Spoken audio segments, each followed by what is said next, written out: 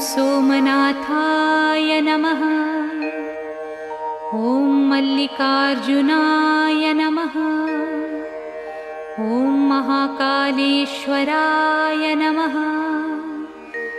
ॐ ओंकारेश्वराय नमः। ॐ वैद्यनाथाय नमः। ॐ भीमशंकराय नमः। ॐ रामेश्वराय नमः। ॐ नागेश्वराय नमः। ॐ विश्वेश्वराय नमः। ॐ त्र्यंबकेश्वराय नमः। ॐ केदारेश्वराय नमः। ॐ भुस्मेश्वराय नमः।